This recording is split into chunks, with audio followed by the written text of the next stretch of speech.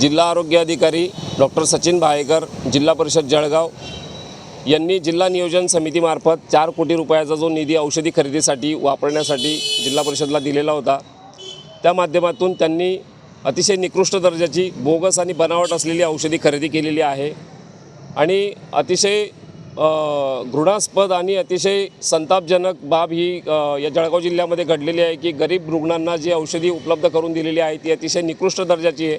संबंधित अधिकाऱ्यांवर आणि कर्मचाऱ्यांवर कडक कारवाई केली गेली पाहिजे, ही माझी तक्रार आहे।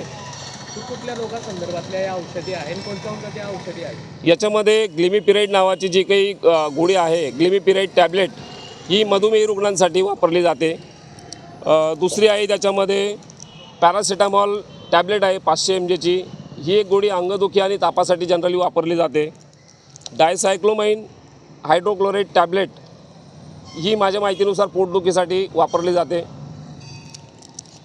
आणि कॅल्शियम व्हिटॅमिन D3 250 mgची ही गोळी लहान मुलांसाठी वापरली जाते।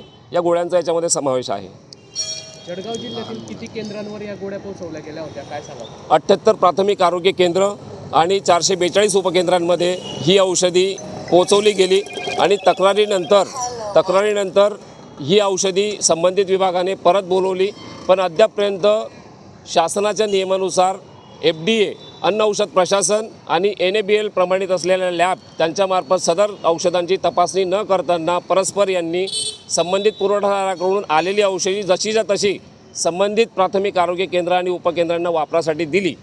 बोगस असल्याची खात्री नेमकी कशी पडली? बोगस असल्याची खात्री अशी आहे की त्या गोळ्यांमध्ये पर्पल, येलो आणि त्याच्यामध्ये असे डाग पडलेले आहेत पॅरासिटामॉलच्या गोळ्यांमध्ये। आणि दुसऱ्या ज्या 3 गोळ्या आहेत त्या स्ट्रीपमधून काढताना म्हणजे वापरण्यासाठी पेशंट ज्यावेळेस हातात घेतो त्यावेळेस त्याचा डायरेक्ट चुरा हातामध्ये येतो, त्याच्यामुळे त्या बनावट, बोगस आणि निकृष्ट दर्जाच्या आहेत। याबाबत मी मुख्याधिकारी आणि सर्व संबंधित यंत्रणेकडे तक्रार दाखल केलेली आहे। आता काय मागणी राहील?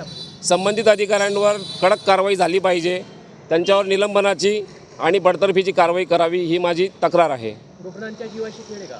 रुग्णांच्या जीवाशी अतिशय अक्षम्य असा घृणास्पद आणि अतिशय संतापजनक बाब आहे की रुग्णांच्या जीवाशी ही लोक एवढ्या कोट्यवधी रुपयांचा निधीचा गैरवापर करत आहेत, रुग्णांच्या जीवाशी खेळ करत आहेत।